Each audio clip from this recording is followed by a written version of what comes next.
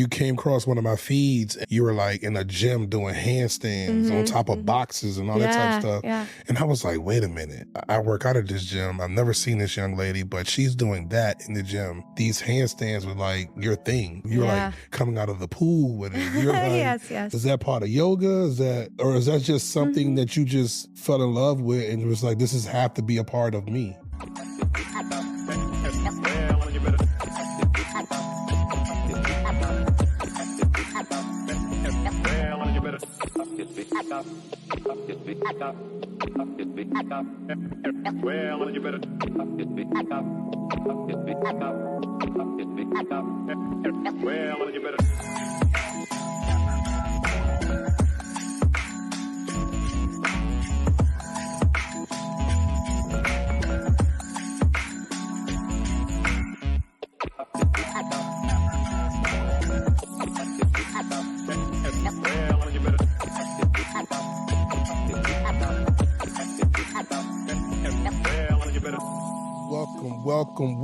Welcome, everybody. This is episode 7. We right here at Treau Talks and Legacy Sessions, where we all make it happen, one take at a time. No editing, no anything. Free conversation, free space, happy space. This is what we do, and we got a special guest to you. And this nice young lady took the opportunity to come back in town. She was living here for a while. Some of you know her, some of you don't. We're going to call her Marie Belle, but you pronounce your name a different type of way. Yeah. So my name's Marie, or if you speak Spanish, Marie Belle. I love it. Thanks. So let's start there. So you speak Spanish. Natively, where are you from? I'm from Puerto Rico. Puerto Rico. So in Puerto Rico, you live there, you moved here, but talk to me about Puerto Rico. Like, what's Puerto Rico? Like, I've been there, but I was a tourist. So talk to me like it from the person that lived there. I mean, Puerto Rico for me is beautiful. I was born there and I lived there for 8 years. All of my cousins and aunts and grandparents live there. And it was just beautiful to be with family speaking in Spanish all the time. When I was 8 years old, my father joined the military. So at that point, he joined the Air Force and I learned English in Miami. Then we went to Tampa, then North Carolina, Virginia. And then when I returned to Puerto Rico as an adult, I lived on the beach. So I was mostly barefoot as much as possible, and I would teach yoga. And it was a really good vibe. I really thought I would end up there and buy a home on the West Coast in Rincon, the surfing side of town. But plans have shifted. But I do love it there. It's absolutely stunning. You have all different types of nature there. You have the beach, you have mountains, you have pastures, you have like all different types of color. The turquoise blue water there is stunning. Some would say that Puerto Rico is the throat chakra of the world. So for me, there's a lot of beautiful music and like Afro-Caribbean dance and Afro-Caribbean food. And it's just very real for me to be there. That. Yeah. So when now that you've been in the States for so long, off and on, I'm pretty sure you travel the world as well, but in Puerto Rico is home. Where do you feel like is the most, we'll just say considerably close in the States for you that brings you back to home outside of Puerto Rico? That's a place I'm at right now. For me, my home is wherever I go. Like I actually have a backpack and it's just like, all right, as long as I have this, I'm good. And I'm in this transitional space where I just sold my place last month in DC. And I thought I was going to move to Austin. So my nervous system felt really good because I was going to be around Spanish speaking people. It's going to be warm, very athletic. But different things have come up that it's like, maybe this isn't home. And what is home? So that concept of home has been coming up. And for me, my spirit is looking for nature. And I like somewhere where I sit and I feel reverence immediately. Okay. So I felt that at the beach in Puerto Rico, but I'm not going to return to Puerto Rico as like a resident. At times I'm thinking basically forests or mountains or somewhere where I can be barefoot and feel the soil is fertile underneath me. Okay. So I'm in this place where I'm looking for home and returning to DC is just like, wow, DC is a beautiful city. And my contract here is done. It feels like I have fulfilled what I needed to fulfill here because I moved here in 2011. Okay. So DC basically as an adult would be where home is. But each year or every few years, I was changing zip codes. So home is a transient space, would be Okay. another way to say it. I love it. So that means you just move around. You're a free spirit. That's pretty much what I got from you when I started following you and seeing things that you do. And I noticed that yoga is a very big part of your repertoire, your life, and different things like that. So how did you get into it? It's interesting. So I got into yoga in 2007. I was in Virginia Tech. So I was in graduate school for my PhD in psychology. Okay. And at Virginia Tech, I was there during April 16, 2007, which were the shootings that happened. And at that time, I was checking my boxes, getting my PhD, doing everything I needed to do. And I was very Catholic too. So I was very into God and philosophy and being physical. After the shootings happened, I started demonstrating signs of post-traumatic stress disorder. And I stopped speaking. I stopped making eye contact. I stopped I didn't care what anyone had to say about anything. It was one of those, that's just how I was overwhelmed. And my mentor at the time encouraged me to talk to someone, but I was in a place where I don't want to talk. And so she guided me towards mindfulness-based stress reduction. And this is this space of where I could just sit and I didn't have to talk and there wasn't conversations. So I was being taught how to sit with myself. And the first 4 or 5 weeks were meh.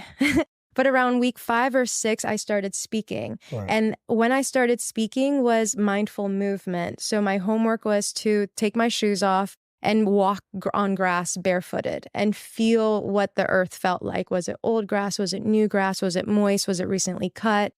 And something about that experience brought me back and made me land in my body and in my physicality.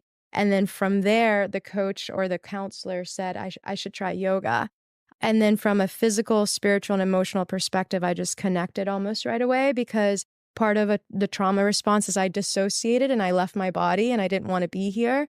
And then all of a sudden with mindfulness and body and physicality and yoga, I landed in my body and my body was a safe place to be.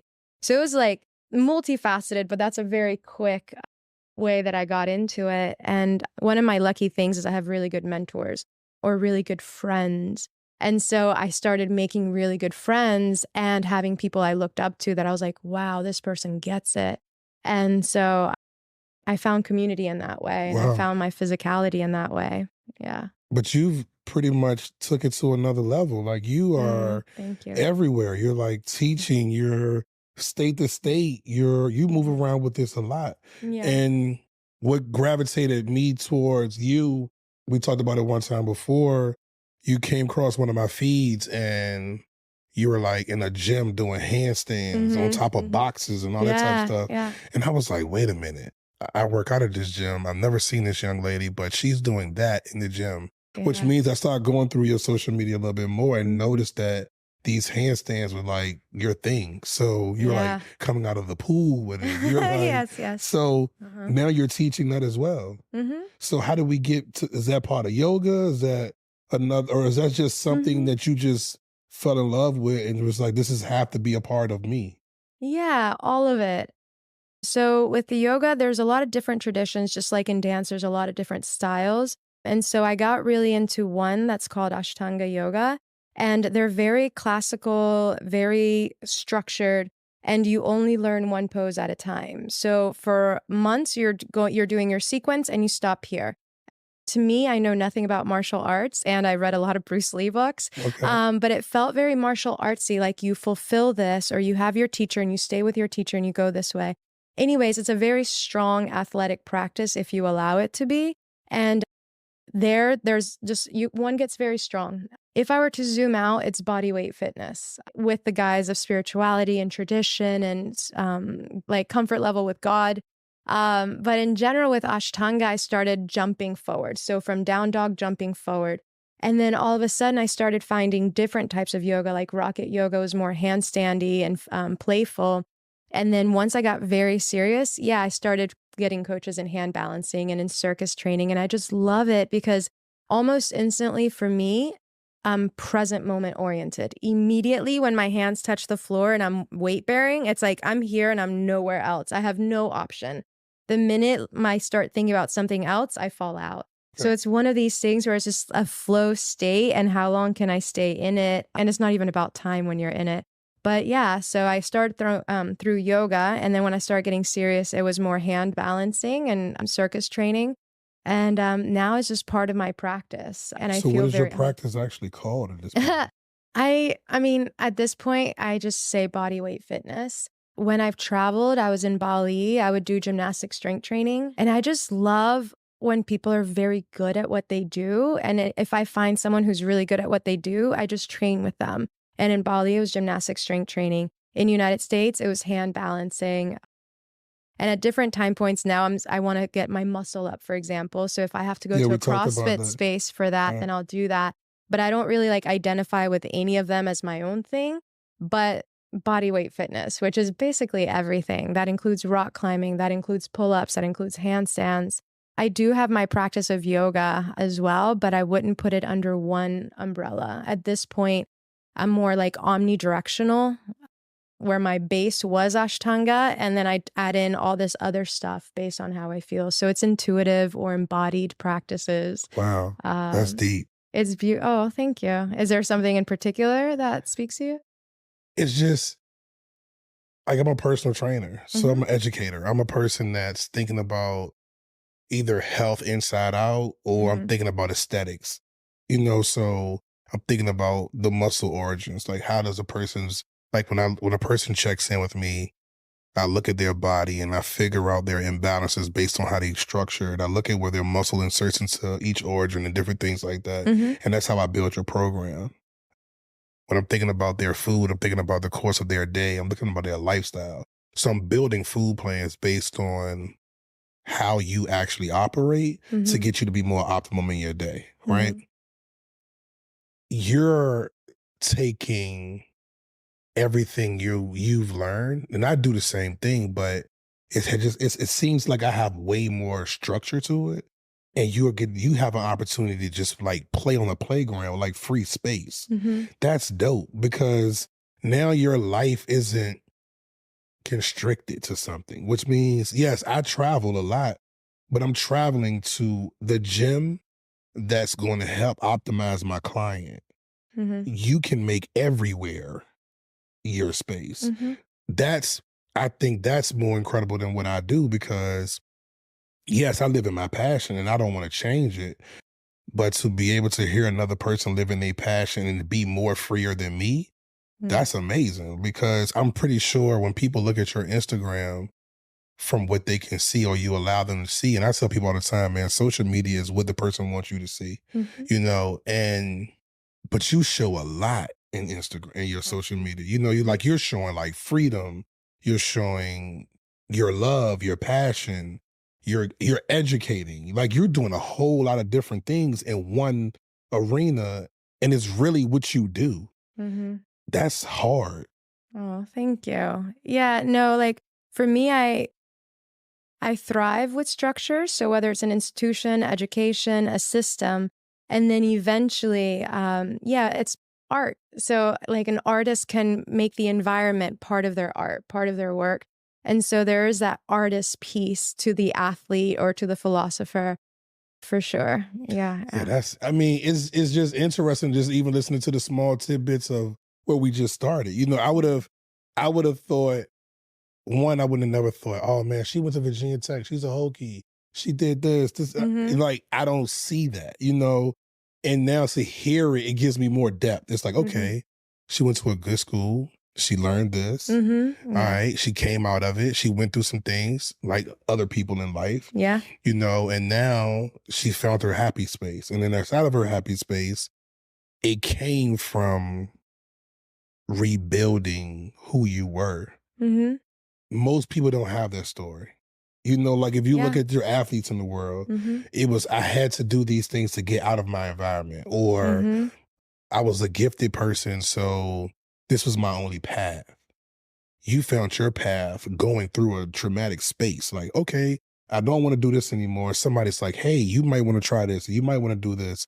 It's like me going to therapy. I go to therapy to I went through some things in my life, and I needed the opportunity to understand the whys, the hows, and the questions to not ask, right? You did it it became a business. Thank you. Which means it wasn't even a purposeful thing. It was Yeah. Yeah. like you say, God, it drove you that way. This is Mhm. what I'm going to be. Oh, yeah, I still don't have a very clear vision at times, you know? But in general, in regards to like the whole process, like Instagram, for example, for me, it was more photojournalism. It's my journal. And so I wanted to track what a practice of yoga would do in my life. And so the captions are like my heart, and then the pictures are like the process, the visual depiction of that. And then gradually it became a thing, but always and forever, it was just me journaling. And I do have the great luck of having good friends, and then their intention was to become famous. So the strategies that they took in order to do that, and now they're famous, was very different, but we were all using the same tool. But yeah, for me, what you're picking up on is that it's my journal, and it was never intended to be my main business, because I still finished my PhD. I still taught psychology.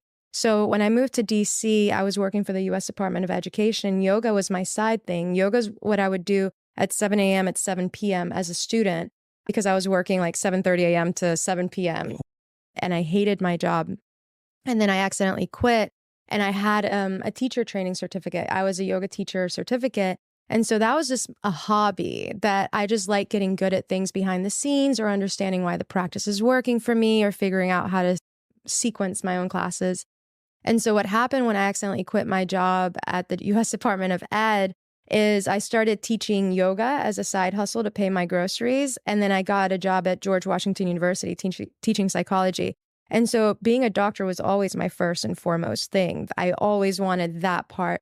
But Dr. Perez Rivera was a very different person than Marie Belle. And what's been interesting is, in the process, I'm starting to figure out how to integrate it. And so I don't have to compartmentalize as much.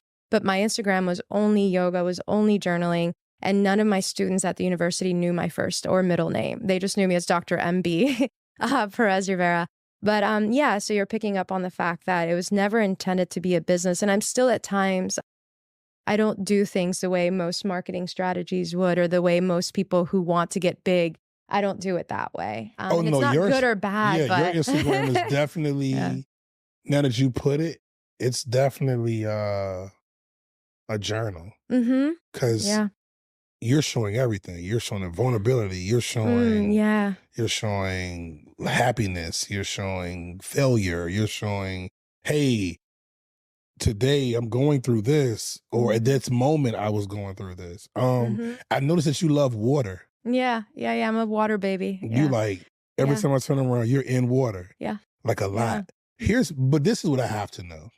Who is taking the pictures? I mean, I tag the photographers if there's any beautiful photography, but all the videos, I just put it up against my water bottle. Really? Like all the ones at the pool, I would put it there. Or again, if it's a professional photographer, I tend to tag them. I would tag them. Okay, cool. I mean, I've always wondered, when I see some of your shots, I'm like, who was there taking that shot? Yeah. And then you put words to it. Yeah, and that's the beautiful thing. Some of my friends, like Fernando, he's in New York, he started photographing me, and the pictures that how he sees me is most definitely not how I see myself. And when I would see what he captured, I was like, that's me? Like, I do not see myself like that at all. And how do you feel like he sees you? He sees the way he plays with light and beauty and femininity is, I don't see myself as any of that. I mean, thanks to him, I've worked with it. And at this point, he calls it phototherapy. So to another extent, here I am journaling, and in the process, I'm getting pictures of like the way people photograph me is not at all how I see myself. And so it's healing a part of me that wants to be seen, that I even don't see myself that way. And so those photographs by the professional photographers does something to me. And so let's say I get those photographs back. I go to a coffee shop, or I'm on a plane, and I'm crying, and I'm like, I've always wanted to be seen that way.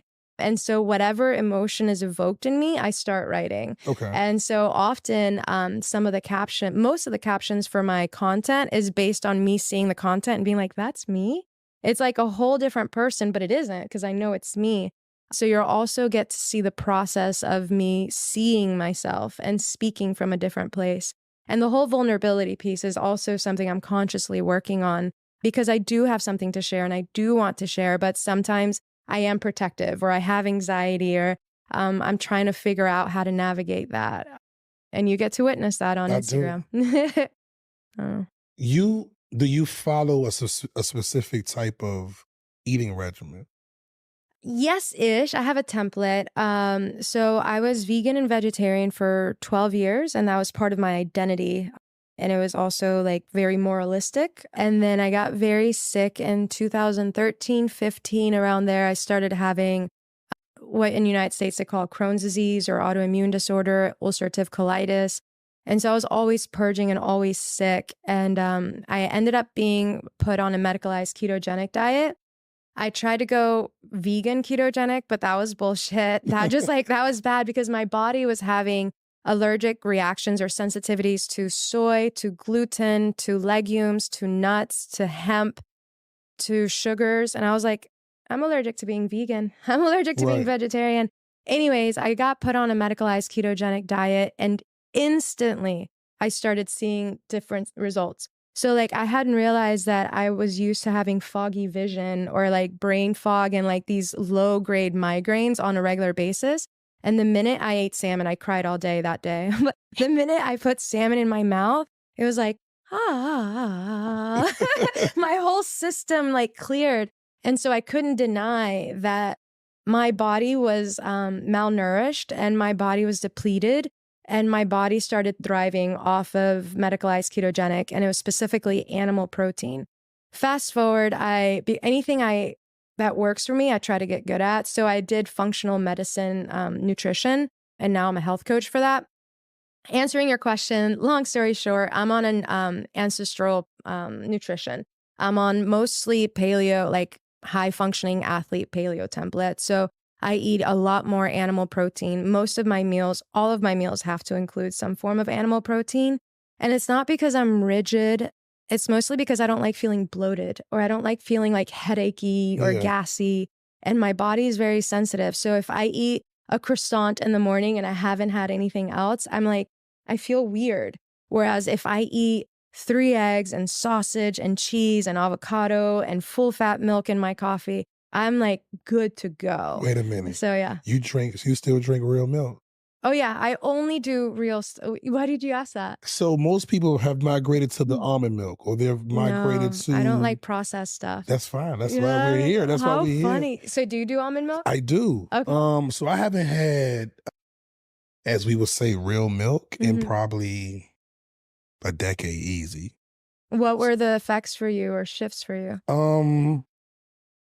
To be honest with you, I think my parents migrated to like 2%.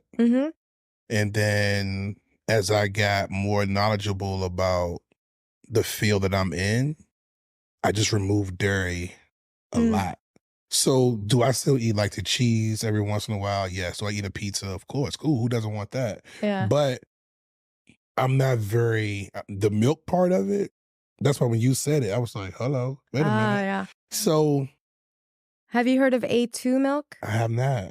So A2 milk so most people buy homogenized milk, and it's grade A milk. That comes from an A1 cow. Those cows are technically A2 cows are dairy cows. So their milk, it has a different enzyme in it that people who think they're lactose intolerant, when they drink A2 milk, it doesn't always have the same effects of like phlegm and all of that.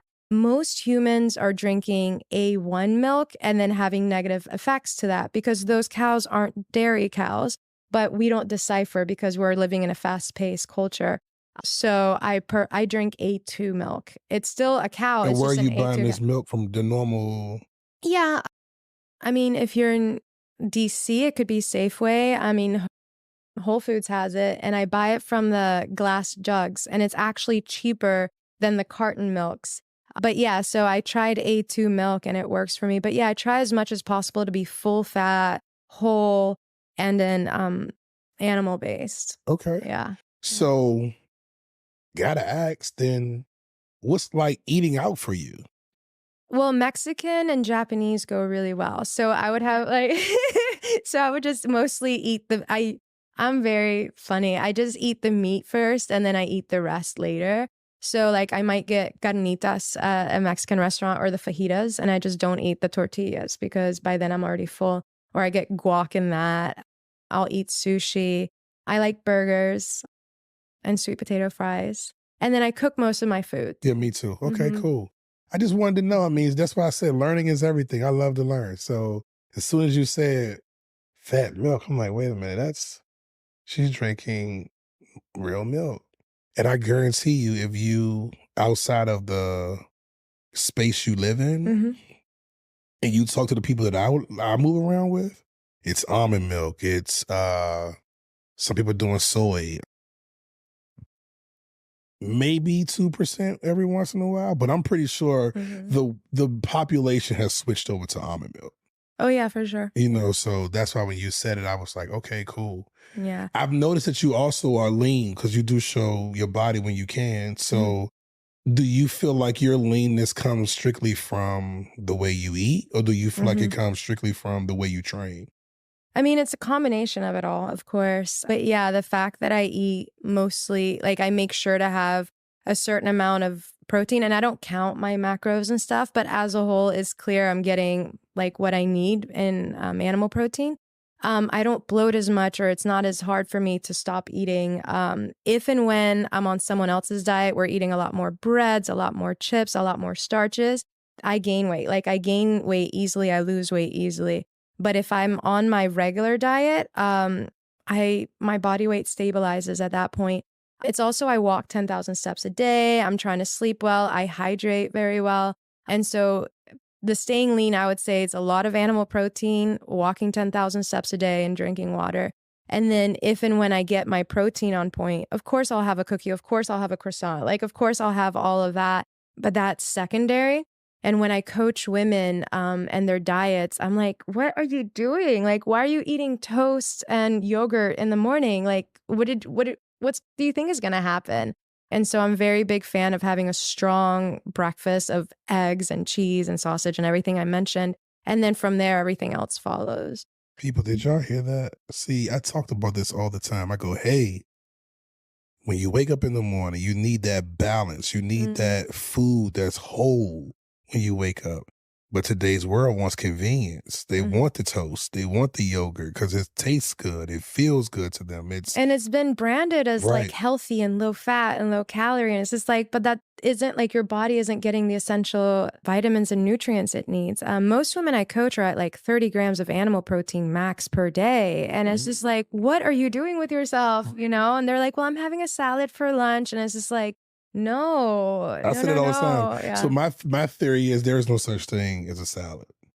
That's just my theory. And which means I will never tell somebody on a food plan, this meal is a salad. Because it's not a thing. Like, what do you call it? I just call it something that somebody bandmade created and just wanted us to just use it as a luxury of something to eat. I don't feel it's a resourceful meal. It's a thing that it's almost like any other fad that someone has created to make sure that we follow the trend, you know, like because they saw coming with restaurants where it was just salads and all these things, which means people just gravitated because, well, I ate a salad today and it had this on it. And I'm like, yeah, but you know, those things that you ate was miscellaneous carbs and calories. Like they didn't fill you the way you needed to. They didn't give you the nutrients that you needed. And I'm pretty sure you added a lot of junk to it too that you didn't even think about. Yeah. So it's not a thing. But it's difficult to tell someone that if everyone is doing it. Oh, for sure. So that's the same thing I look at with Instagram. It's like I used to just post what I think people wanted to see. And then I went to, no, I'm going to post what has substance to what's going on. And that's when I realized that that was the lane that I felt more comfortable in, and it became easier to be engaged with it. Cause I hate scrolling. Like I don't want to do this. I don't want to double tap. I don't like, which means I probably struggle at being active on social media. And then having a business, I had to learn it's a must. Mm-hmm. It's a tool for It's sure. a tool. Mm-hmm. So I had to end up hiring someone going, hey, can we just put a calendar together so that Mondays look like this, Tuesdays looks like this, Wednesdays look what, and so forth, just so that I can make sure I was active. Mm-hmm. But if I look at my personal Instagram, like where I use it for my bodybuilding and stuff like that, I suck on that side of the world because it's not a thing for me. It's not I need to post this every day, you know? And I think what I commend you for, I don't know if you have someone that's running your social media or not, but the fact that you can continue to be active inside of the way that you think and breathe. Like, because you, again, that's why I keep using the word vulnerable. You almost have to like let people inside your world because you're doing it yourself. Where me, I'm thinking about the editing, the professional cut, the educational piece that I want the world to understand. And you are doing the same thing in a way more freer space. And I noticed like I went probably when I first started following you, I saw that you was like an ambassador for Lululemon. I saw that you like did a giveaway. And I was like, most people are afraid unless they have a certain economic value to it to shop in Lululemon. You are like, hey, let me give some things away. And if you first, whatever the case may be, we got you. How did you get there? Like that one, and thank you for seeing that. So the Lululemon ambassadorship just kind of started this year. So I've only done it this year. And they have a grant called Here to Be. Right. And the minute I became an ambassador and found out about it, I was like, what's this grant about? Let me see. And their community initiatives fund. And so every corporation, and specifically for me, I'm talking about Lululemon, but every place, even in DC, there's grant money and there's funding that needs to be used for the community. And so I read what they were about, and they said it's for community initiatives and offering resources, making whatever it is I'm offering more accessible. And so I created a free 10-week yoga for runners program. And I tied it into DC, and I was like, what's going on in DC these next few weeks? And it's like, oh, people are training for the Marine Corps Marathon. Cool, I'll tie it around that. Oh, it's Hispanic Heritage. I'll bring that in and I'll teach in Spanish here and there. And then they mentioned mental health as well. So then I brought in different friends from different worlds in like suicide prevention and mental health worlds. And I just created a 10-week program. I wrote the grant and I got it. And so at that point, part of the grant money, a certain percentage was for resources. And so I gave away 100 free yoga mats. And then I talked to the people who were there, and I talked to Union Market, and they allowed us to use a space for 10 weeks. And it was just like, wow, this is beautiful. And so now I'm at a point where I want to shift towards creating more community events and offering free yoga. Free meaning that everyone participating doesn't have to pay, but someone's paying for it, because we brought so much business to Union Market. We brought so much attention to Lululemon. We brought so much attention to all of that. So my vision is to start doing that. But again, that was a grant. And in DC, for example, there's so much money for small businesses if one were to look at the grants and just apply for them. So I tend to look at what they say, what they claim they're about, and what I'm about, and I try to find a common ground and go from there. Yeah, yeah.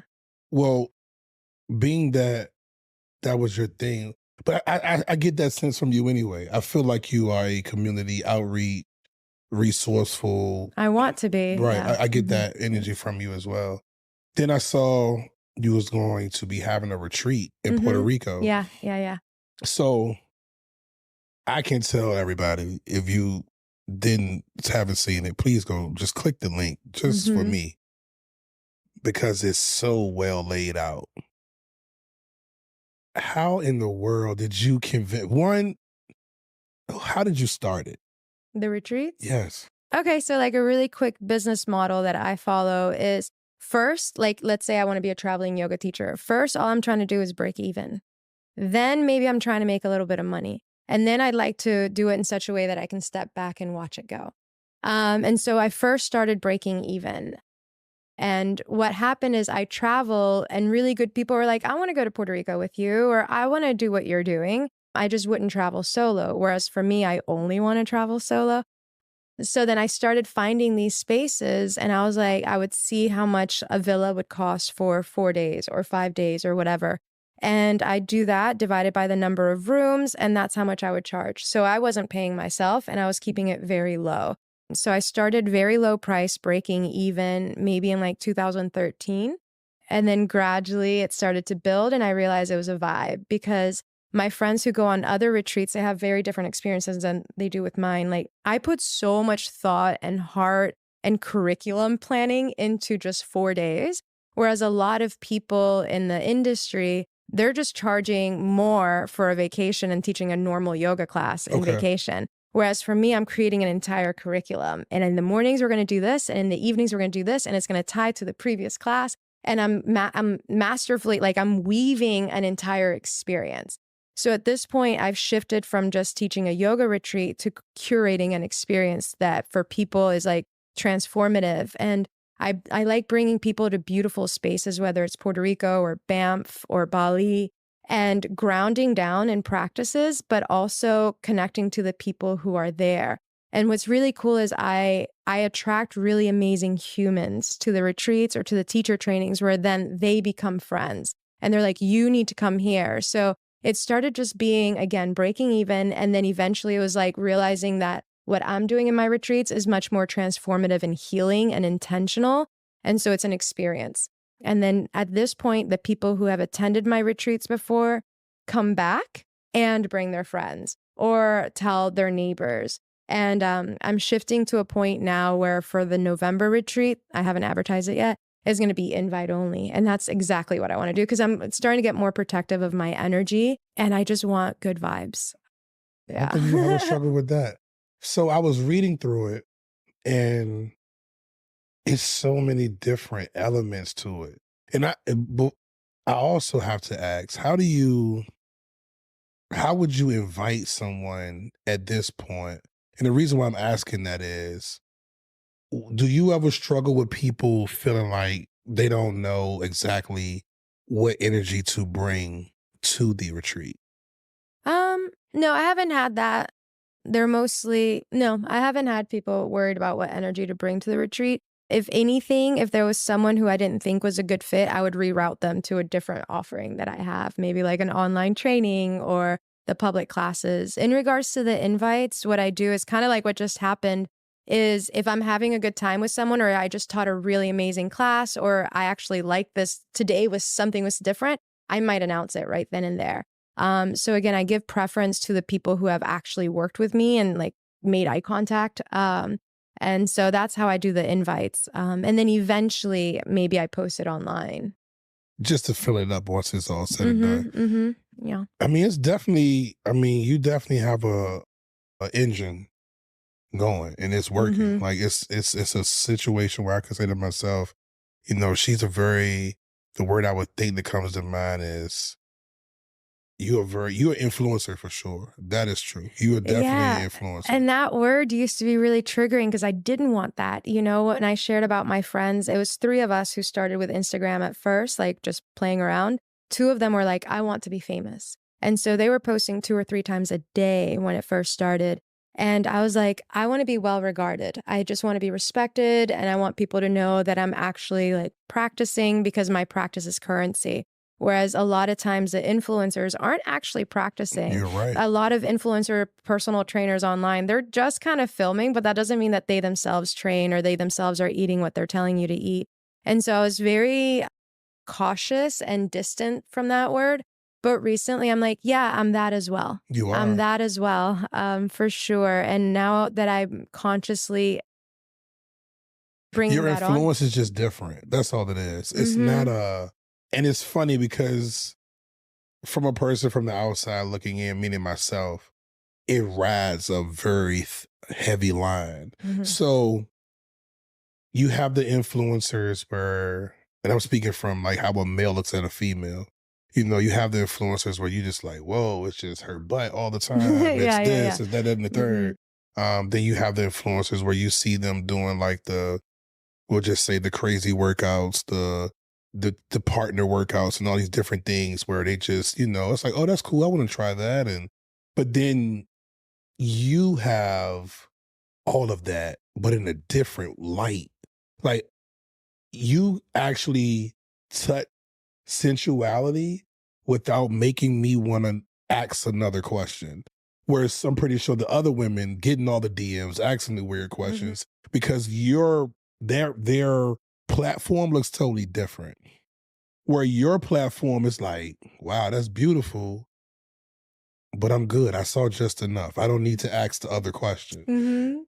Then you have the combination of groups, or people where you showing how you can do things together, whether it's be teaching or breaking down a handstand or something in yoga, and the person wants to try that as well, and it doesn't look gimmicky, so it's like, okay, I want to try that too. And then you have that real educational piece where someone is like, I didn't know that.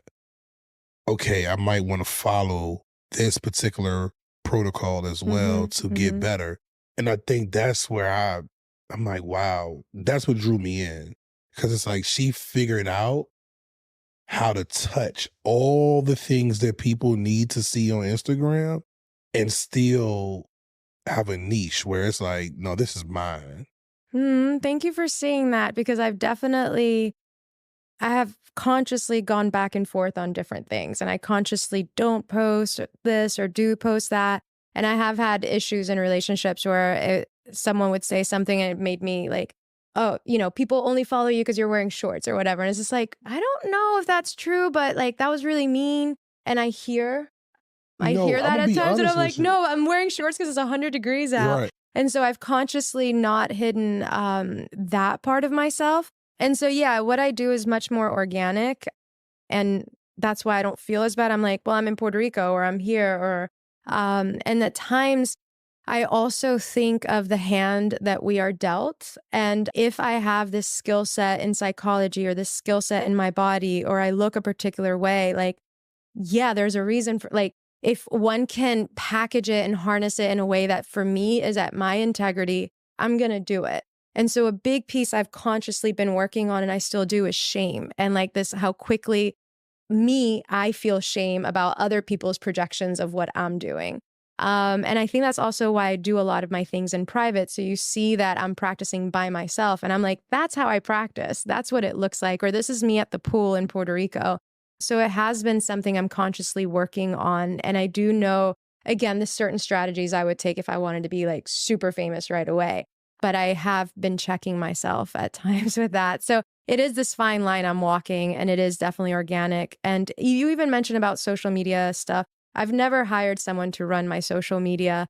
I have taken different classes, and they are always putting me on a calendar. On Mondays will be this, shareable content, Tuesdays educational, Wednesdays entertainment, Thursdays your sale, Friday you remind them of all the things they can do with you. I never stuck to that, and it was much more scripted. It doesn't work for you. And for me, it doesn't. It doesn't. I mean, and I'm not even saying that it strictly works for me either, but I need it. Yeah. I think I needed to start there in order to get the audience to understand who I was as a trainer. Because I'm not the trainer that doesn't practice what I'm talking about and all that type of stuff. So it gave me an opportunity to have that structure, right? You, on the other hand, you right. And I'm never going to dive into someone's relationships unless that's something they want to talk about. But what I can tell you is this. What's cool about what you do, and why it rides the line to the person that's seeing it, that doesn't understand who you are, is how it's presented. Like, I'll give you a prime example. You post doing pull-ups or certain stretches, but you don't have a shirt on. Yeah. It's from the back. Yeah, the muscles in the back. And everybody is, from me, I'm looking at the leanness, how the muscle works. I'm looking at what you're actually doing, right? Yeah. The mate that you're in a relationship with is only looking at the fact that you don't have a shirt on. That was, yeah. So, but what the person is not understanding is, if the world don't get to see what you're doing, that the exercise doesn't make sense to the post. Yeah. And I was purposefully posting that one because it is, like, I don't know what my back looks like. And then all of a sudden I saw that, I was like, holy shit, like those muscles are amazing. And if we were to talk about like the women I train, a lot of them, most women I know are concerned that they're not going to be feminine or they're going to get too bulky or whatever, muscles. And I'm like, look at, like, for me, I have a really muscular back and I'm still very feminine. And I'm still doing 7 pull-ups. Right. So it was like this cool thing where I was just like, I'm going to post this. You do it well, but I mean, I think also why I say, have you ever had, and I didn't even think about a relationship until you said it, but have you ever had people just have, we'll just say, unwanted energy towards you because you really touch the sensual world in your pictures? Like, you take some of the most beautiful pictures in nature that I'm pretty sure there's women that's out here that's trying to sell, we'll just say, the sexier side. They can't do that naturally. Like, they probably got 3 and 4 takes. Like, nope, don't like that picture, da-da-da-da. And you're doing it without effort because you already are free. It's like you're comfortable in your skin. That's difficult. Yeah, and a lot of what you get, thank you for seeing that. A lot of what you're seeing in those pictures is also that me and the photographer are friends or friendly or comfortable with each other. And this isn't a shoot for a brand, and I'm not trying to brand it.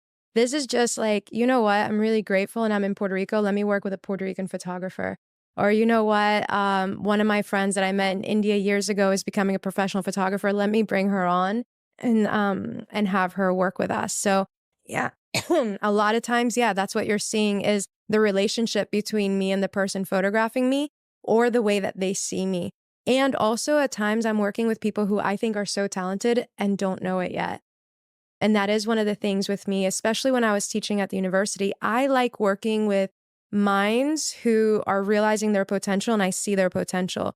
And what's happening is in the process of me seeing their potential, they see mine, and we're like pushing each other forward. Most photographers I've worked with weren't famous and didn't consider themselves photographer when we first started. And in the process, they have become photographers and they're like, I think this is my thing. And so again, for me, I like seeing the potential. I'm like, you don't know you're an artist yet. Like, you think that this is a side gig. So you get to see that. And the main thing again is I'm doing what I want. I'm wearing what I want, and it's not for anyone else at all. And the times that they were staged, those pictures were a little bit more held in. Yeah. Cool. So I must know, when it's all said and done, since we had legacy sessions, what do you want your legacy to be when it's all said and done? Just someone who knows herself and speaks her truth and lives with integrity, whatever that looks like. Whatever that looks like. Yeah. Great. Well, can you do us a favor? Can you let everybody know how to get in contact with you? Yeah. Thank you all for listening, and thank you for asking these beautiful questions. This conversation flew by. It was so easy. I didn't write anything down. I was like very nervous, thinking I had to take notes. So my name's Marie Belle. You can find me at mariebellepr.com. You can email me mariebellepr@gmail.com. You can be on Instagram, mariebellepr. It's spelled in French, so it's MariebellePR. Thank you. No, thank you for coming in. Like, really appreciate the opportunity. This was definitely a learning lesson, not only for, I'm pretty sure, for the people, but for myself. I also my purpose is to give people a free space and platform to communicate how they feel and talk, because that's who I am. I'm a very shoot from the hip type of guy. I'm not trying to filter who I am. I saw that in you, so that's another reason why I invited you. Super glad that we met. Yeah, I can't wait to do this again. Yeah, this was easy. Thank you. Absolutely. And I love your space. Thank you so much. Well, people, y'all know the drill, man. If y'all can like, subscribe, comment, we will have this out soon so that you can check it out. We would definitely want to say thank you again for tuning in. And just like we always say here at Treau Talks, man, you'll see us again. Take care. We out.